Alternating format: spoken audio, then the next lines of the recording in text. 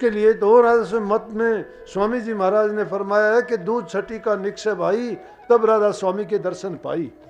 वो दर्शन इतने आसान नहीं है, यूं कहने से सुनने से ये बातें हैं, लेकिन उन बातों को तो ना मैं कह सकता हूं, ना किसी ने कही और ना आगे कोई कह पाएगा। आप सभी को राधा स्वामी। देखिए, जो आज का सत्संग का विषय है उसे महाराज जी ने बताया कि राधा स्वामी मत में ही प्रभु के दर्शन हो सकते हैं, राधा स्वामी मत में ही पूर्ण गुरु मिल सकता है। और साथ ही महाराज ने बताया कि अगर हमने सतगुरु की ओर ले रखी है तो हमें उसकी भक्ति पर, उसके भरोसे पर कभी संदेह नहीं करना चाहिए, क्योंकि जिसने सतगुरु की ओर ले ली उसके सभी कार्य, सभी काम सतगुरु सदा करते हैं और उसके जीवन में आने वाले बुरे टाइम को भी सतगुरु निकाल देते हैं। और साथ ही महाराज ने बताया कि जो इंसान सच्चे मन से भक्ति करता है उसके सभी कार्य सफल हो जाते हैं। तो चलिए, आपका कीमती समय लेते हुए सत्संग को शुरू करते हैं। कृपया सत्संग को पूरा सुनकर पुण्य भागीदार अवश्य बनिए। राधा स्वामी। इसलिए उसके लिए प्रेम प्रथम उसकी सीढ़ी है, प्रेम करो। इस राधा स्वामी मत में प्रेम, प्रीत और प्रतीत सिखाई। इन तीन चीज़ों पर बल क्यों दिया कि जब दिल में प्रेम होगा, किसी के प्रति नफरत नहीं होगी, ईर्ष्या नहीं होगी, कि बुरे ख्यालात और विचार हमें परेशान नहीं करेंगे। नहीं तो सोच लेना, अगर कोई आदमी के प्रति तुम्हारे बुरे ख्याल हैं, रात दिन तुम्हारे मन में उसी का ताना बाना बना रहेगा। अरे जो करता है तुम्हारे बारे में सोचता है उसको सोचने दीजिए। जो तुम्हारे लिए बुरा करता है वो तुम्हारा बुरा नहीं करता, खुद को बर्बाद करता है। जो खुद चालाक बनता है, और मैं कहता हूँ महापुरुषों की बुराई तो भूल के भी ना कर लेना, चाहे लाख उसमें दोष हो तो भी तुम अपने मन से ना करना, क्योंकि वो जो करता है वो खुद भोगेगा, लेकिन उसके पाप को तुम उसका जिक्र करके क्यों उसको भोगना चाहते हो।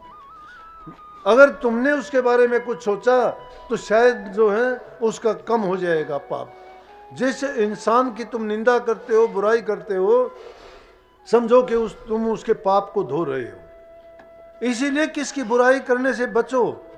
तुम्हारी बुराई करता है तो उसकी चिंता न करो, उसको करने दो, क्योंकि जो तुम्हारी बुराई करता है वो तुम्हारा निंदक है। निंदक उसके पाप धो डालता है। जितनी निंदा होगी उतनी अच्छी होती है, और फिर उससे दो शिक्षा ले लेनी चाहिए। अगर निंदा करने वाले का तुम्हें पता लगता है तुम्हारे अंदर वो दोष है तो उस दोष को दूर कर लोगे, और अगर तुम में दोष नहीं है तो वो दोषी खुद है, पाप का भार वो अपने आप ढोता फिरेगा, तुम्हारा कुछ बिगड़ता नहीं है उसमें। इसीलिए कभी भी ये चिंता ना करो कि भाई वो बुराई करता है। संतों ने तो निंदकों को अपने पास रखा है। कबीर साहब जैसे संतों ने कहा कि निंदक मेरा ना मरो और जीवो आद जुगाद, हम तो ये पद पाया निंदक के प्रताप। निंदक नेड़े राखियर आंगन कुटी छपाए, बिन पानी बिन साथ रहे निर्मल करे सुभाए। निंदक मेरा ना मरो, कहता है निंदक मेरा ना मरो, आज जुगाद जियो। निंदक उस सुअर के समान होता है जो गांव के भिष्टे को, गंदगी को दूर कर देता है खा के। इसी प्रकार से निंदक भी हमारे पापों को खुद खा के उनको दूर कर देता है, हमें निर्मल करता है वो। लेकिन अपने मन को स्थिर रखो। अपने इष्ट में जब मन को जमा लोगे, तुम्हारी श्रद्धा बढ़ती चली जाएगी, तुम्हारी मानसिक शक्ति अंदर के अंदर सिमटा होना शुरू हो जाएगा। लेकिन इन वाहियात की बातों में, जो तुम बाहर की चीज़ों में अगर तुमने अपने मन देना शुरू कर दिया, तुम्हारा ध्यान बट जाएगा। इसलिए संगति करो, महापुरुषों की करो। खाली वक्त हो तो संत साहित्य पढ़ो। संत साहित्य में आजकल आधुनिक युग में शब्द हैं, पुस्तकें हैं, सीडी हैं, टीवी में आते हैं। उनको जब सुनोगे तो तुम्हारी यूं की यूं एकाग्रता बनी रहेगी, संतों की यादगार बनी रहेगी। साहिब की याद जब आती है जब सतगुरु को याद करते हो। जो सतगुरु को याद नहीं करता उसको साहिब क्या याद आया होगा। साहिब और सतगुरु में कोई अंतर नहीं है। वैसे तो गुरुओं के कई प्रकार के बता दिए, लेकिन गुरु गुरु होना चाहिए। गुरु जिसको पूरा मिल गया तो समझो उसका जीवन सफल हो गया। लेकिन अगर किसी को पाखंडी मिल गया, लुटेरा मिल गया, ठग मिल गया, व्यापारी मिल गया, तो समझो कि बेड़ा गर्क हो जाएगा, बर्बाद कर देगा वो तुम्हारे जीवन को। इंसान के जीवन की समय की बड़ी कीमत है, लेकिन उस कीमती समय को अगर किसी ठग ने ले लिया, जो नौटंकी करता है, ड्रामेबाजी करता है, झूठ बोलता है, कपट करता है, व्यापार चलाता है, भोले जीवों को ठगता है, गलत रास्ते दिखाता है, तो समझो कि गुरु नहीं है। ऐसे गुरु को तुम दूर से ही सलाम करो, उससे अच्छे तुम अपने घर में रहो जैसे हो। कम से कम तुम अपना कर्म नया तो नहीं बना पाओगे, जो पुराना कर्म है उसको तो भोगते चले जाओगे। लेकिन जिसको पूरा गुरु मिल गया, नाम मिल गया, और वो नाम की कमाई करता है, धीरे धीरे करके उसके कर्म धुलते चले जाएंगे। जिस दिन उसके कर्म धुल जाएंगे उस दिन से उसके अंदर में लो लगनी शुरू होगी। ये नहीं हो सकता कभी आप सोचते हो कि 4 दिन में आप चाहो कि हम अंदर का नूर देख लें, नूरी प्रकाश देख लें, नूरी रूप देख लें, या गुरु का दीदार अंदर में कर लें, सूक्ष्म मंडलों में हम पहुंच जाएं। बड़ा कठिन है।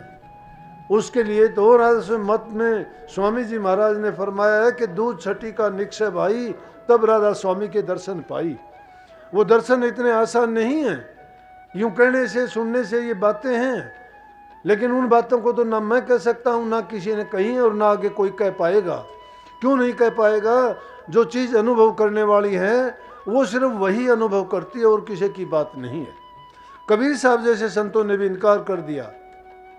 उन्होंने भी कह दिया कि वो चीज़ इतनी आसान नहीं जिसको कहते हो, और उसको बताएं भी कैसे, बताने का कोई फायदा नहीं है। हाँ, लेकिन ये है कि तुम उससे इतना प्यार करो, तुम उसको अगर देखना चाहते हो तो पलक की देरी नहीं लगेगी। और क्या कहते हैं? कहते हैं कि आजा सतगुरु नैनन में, नैन झाप में लूं, ना मैं देखूं और को न तो ही देखूं तुम। ये हालत बनाओ अपने सतगुरु को अपने नैनन में बिठाओ, ना तो और को देखो।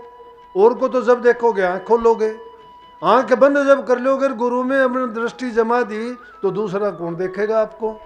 तो इसीलिए कहे कि ना मैं देखूं और को, ना तो ये देखने दूं। आँख जब खोलूंगा नहीं तो और को कैसे देखूंगा, और आपसे पलक नहीं झपकाऊंगा तो आपको बाहर कहाँ जाने दूंगा। ये है असली ध्यान का तरीका। तो नहीं तो कबीर साहब ने अनेक शब्दों में कही, क्या कही? आजा रे खिलाड़ी तन खेल खिलाऊं, छोड़ दे कपट एक सीख समझाऊं, बताऊं तिरने की तदबीर, मन मार सूरत न डांटो रे, घर बैठे बनो फकीर। घर बैठे बना फकीर बताता है। फकीरी घर में बताता है, बाहर जाने की जरूरत नहीं। घर में फकीर कैसे बनाता है? कहते हैं कितना माला जपे तू ऐसी जपनी, जैसे बांस पे चढ़े नटनी, मुश्किल है ये काया डटनी। बहुत कठिन है। जो बातें बताई हैं बहुत कठिन है रोकना। मन को रोकना कठिन है, शरीर को रोकना कठिन है। पाबंदी कब गंवा रहा है इसको? जीव को पाबंदियां नहीं मानता, ये जेल मानता है। लेकिन गुरु की जेल मिल जाए तो उससे अच्छा क्या होगा? अगर गुरु की जेल मिल जाए, उनके वचनों में हम बंध जाए तो उससे अच्छा और क्या होगा? लेकिन कहते हैं कि ये काया डटनी मुश्किल है। माला जपे तो ऐसी जपनी, जैसे बांस पे चढ़े नटनी, मुश्किल है ये काया डटनी। बांस पर कैसे काया डटेगी? लेकिन डांटती है वो। कैसे डांटती है? बांस में एक ही हाथ रखती है, ध्यान इधर उधर नहीं, कोई कहीं भी देखो, उसने अपने सूरत को उस बांस में लगा रखा है। बैलेंस बनाती है, नहीं डिगने देती उसको। और जब टिक जाती है तो क्या करती है? यहां से चलती है तो दूसरे किनारे तक पहुंच जाती है। मुश्किल है ये काया डटनी, डटे तो पर लेती रे, मन मार सूरत न डांटो रे, घर बैठे बनो फकीर। मन मार सूरत न डांटो, इस मन बेईमान को रोक लो, ये करवाता है सारे। सब बदमाशियां मन की हैं। ये मन पता नहीं क्या क्या चाहता है। कुछ कुछ खाने को मन करता है, कुछ कुछ देखने को मन करता है, कुछ कुछ सूंघने को मन करता है, कुछ कुछ सुनने को भी मन करता है। जितनी ज्ञान इंद्रियां हैं सबसे ये क्या करता है? सबका आनंद भोगना चाहता है। जितनी कर्मेंद्रियां हैं उनसे भी इसी के लिए सुख चाहता है। रूह बेचारी उदास बैठी रहती है, क्या करे? बलवान है ये, ताकतवर है। लेकिन इस मन को गुरु के अधीन कर दो, फिर ये मन बैठा देखेगा और रूह इस पर हंसेगी। फिर इसीलिए वहां ज्ञान की, बुद्धि की जरूरत पड़ती है। तब जाके सुरत जीतती है, मन हारता है। मन अगर नहीं हारेगा तो ले डूबेगा। ये मन काल का एजेंट है। काल ने ऐसी रचना रची है इस जीव के अंदर, काया इसने बनाई है, रूह मालिक की बनाई हुई है, काया काल ने बनाई है। 5 तत्व की बनी है, 3 गुण से बनाई है। मन शैतान उसने बिठाया है। रूह में कोई मिलोनी नहीं, रूह तो परमात्मा की अंश है, उसमें कोई किसी प्रकार की कमी नहीं।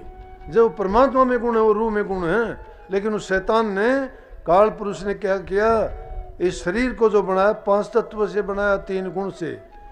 इन 5 3 से बना के इसके अंदर सबसे पहले वो शैतान बिठा दिया मन, कि कोई भी ऐसा जतन ना करने देना कि जिसके कारण कभी ये निकले यहाँ से। इसीलिए रूह काल की कैद में है और ये पछताती है, चिल्लाती है। ये चिल्लाना दिखाई नहीं देता किसी को, ये याद आता है बुढ़ापे में। फिर कहता है मालिक मुझे उठा ले, जब याद आती है इसको कि हाँ अब मैं जर्जर हो गए, किसी लायक नहीं हूँ। क्यों कि इस गंदे शरीर में फिर ये नहीं रहना चाहती, वास नहीं करना चाहती। बचपन है, रहता है आराम से, जवानी है बेपरवाही से जीता है। लेकिन जब बुढ़ापे की उम्र आती है तो सब साथ छोड़ जाते हैं, कोई नहीं मानता। लेकिन जिसके सतगुरु सिर पर है वो अपनी रूह को जब गुरु के चरणों में लगा देगा, कैसा भी वक्त आए, भला आए बुरा आए, मालिक की मौज में कभी ये ना सोचो, कभी सवाल ना करो, दखल ना दो। उसकी रजा में राजी रहो, जो उसने करना है वो करना है। ना हम बदल सकते, वो उसका नियम है। लेकिन हम अपनी तरफ से अच्छा करें। तुम अगर अच्छा करोगे तो तुम्हारा साथी उससे बहुत तकड़ा है, वो तुम्हारी मदद करेगा। करता है कि नहीं? करता है कि नहीं करता? देखा होगा ना कल से क्या हाल था। कोई कह सकता था यहाँ सत्संग हो जाएगा? कितना पानी खड़ा था। और आज भी ये हालत थी। बहुत डराने की कोशिश करी, लेकिन हमने भी ये कहा था भाई थोड़ा बहुत तो टाइम की तब्दीली कर देंगे, लेकिन पूर्ण रूप से तेरी बात नहीं चलेगी। क्योंकि इतनी संगत के भाग हैं, इतने भक्तों के लालसा है, इतने कष्ट उठा के आए हैं, यूं कैसे चले जाएंगे? तो उनको माननी पड़ती है ये बात। इसलिए मन को अगर सच्चा बना के तुम किसी चीज में लगाओगे, मालिक मदद करने के लिए हमेशा तैयार रहेगा, लेकिन सही काम के लिए। ये ना सोच लेना कोई गलत पलत ख्याल करके मन में कहो कि यो भी मेरा पूरा कर भी देंगे तो यूं सोच लो सजा भी साथ आएगी उसके। तो इसलिए जो गटके खा वो झटके खाने के लिए भी तैयार रहना चाहिए। सिर्फ गटके खाने की बात ना सोचा करो। इसलिए मेहनत करो, खूब करो, अच्छे काम करो, भलाई के काम करो, सेवा में अपने तन मन धन से करो, बूढ़े बुजुर्ग माँ बाप की इज्जत सम्मान करो, घरों में प्यार प्रेम करो, स्वर्ग जैसा घर बनाओ अपना।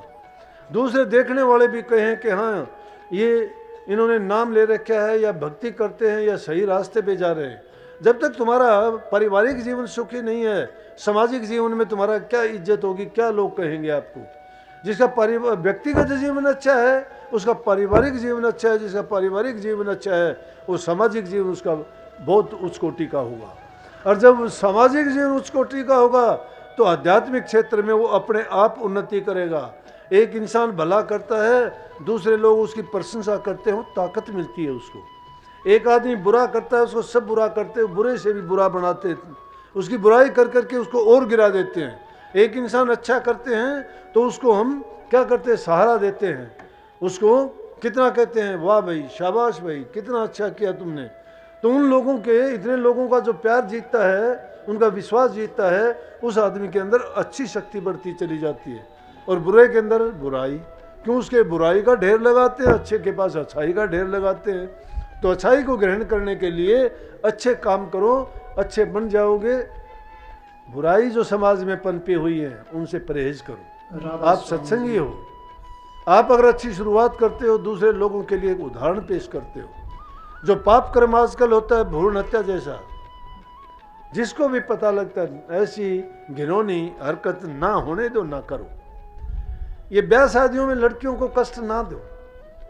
कहते हो तुम क्या लेके आइए, माँ बाप अपनी लड़की को पैदा करके जवान करके किसी को सौंप देता है, इससे ज़्यादा और क्या चाहते हो उससे? उसको अपनी बेटी बना के लाया करो, उनको इज्जत सम्मान दो। समाज में जहाँ स्त्री की, बेटी की इज्जत होती है वो समाज उन्नति करता है। जहाँ स्त्री की इज्जत और सम्मान नहीं है, ना वो घर अच्छा रह सकता है, ना वो समाज आगे बढ़ सकता है। प्रकृति की चीज़ों से छेड़छाड़ बंद करो, पेड़ों की कटाई ना करो, पानी की सुरक्षा रखो, भंडारण करो, बर्बादी ना करो उनको। सफाई का ख्याल रखो, नहीं रोग बीमारियां फैलती हैं। आज दुनिया में एक छोटी सी बीमारी है, उसका कितना हो हवा बना दिया कोरोना वायरस का नाम से। देखोगे जहाँ मुँह के पट्टी बांधे फिरते, कोई लेना नहीं देना नहीं, भय बना दिया लोगों के अंदर। क्यों डरते हो?